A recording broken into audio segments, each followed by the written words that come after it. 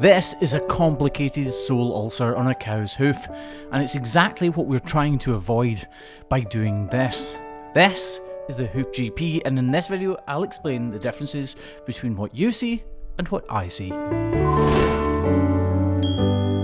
This is the standard foot. It's not the standard foot on this YouTube channel.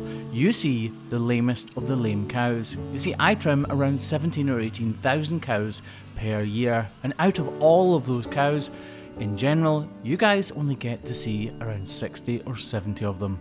This is what I see 90 to 95% of the time. Cow's feet which just need a little bit of attention, a bit of a polish up, a reshape and a rebalance in order to avoid the lameness that you guys see on this channel in general. This is the exact type of foot that we are trimming day in, day out. And these 2 feet are from cows which we trimmed today, 60 of which in fact, and only a few of them had very small and minor problems.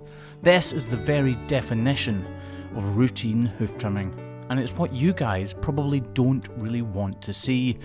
This is the lifeblood of our industry, saving cows from ever going lame in the first place.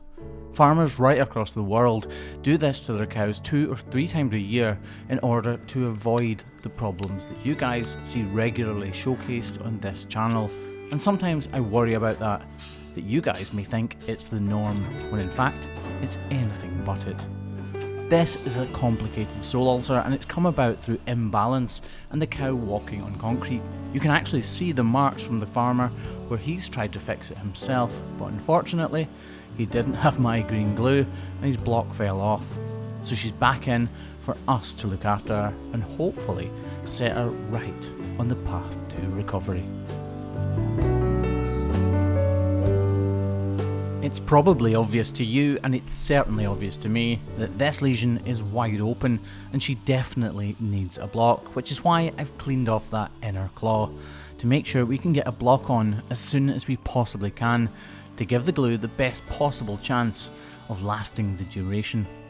Once that's in place, we move on to the sole ulcer itself. We call it complicated because it's being attacked by digital dermatitis, although right now I can't actually tell you that. I just know that it's an open lesion in desperate need of attention.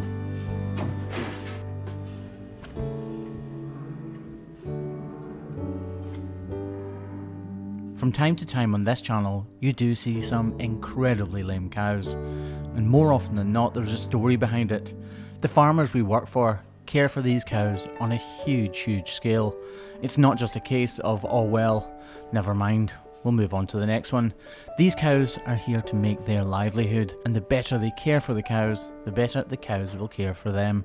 So even if they were that way inclined, it simply wouldn't make any business sense not to care for them as much as they possibly can. But sometimes things happen out of the control of farmers. Sometimes misjudgment is to blame.